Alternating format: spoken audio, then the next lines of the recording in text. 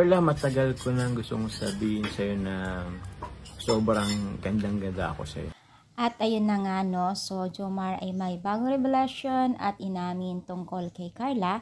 At yun na nga, at nakita nyo or napanood or narinig nyo naman po sa ating intro. Syempre guys, yan ang ating bigyan intention or reaction. So kung bago ka pa lang sa aking channel, please subscribe, like, and pakit na rin pa natin guys ang notification bell upang ma-update po tayo tuwing ako pinag-upload sa mga viral and trending video.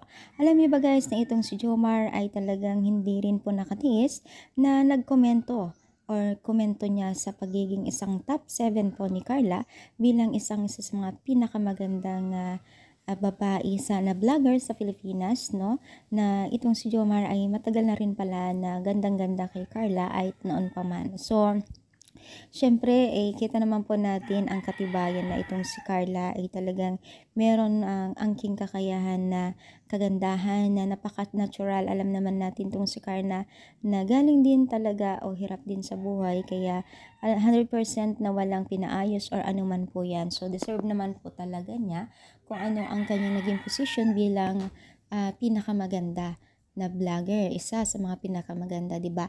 So kasama niya yan sila Ibana, sa iba pang mga vlogger na talaga naman pong hinangaan ng nakakarami at maraming nagsasabi na sobrang natural beauty niya at ang ganda-ganda niya.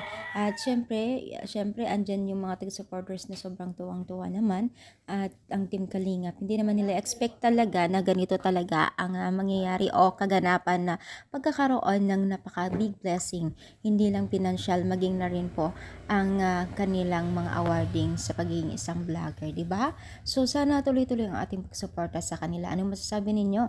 I-comment down, pa-like po ang ating video. Thank you and God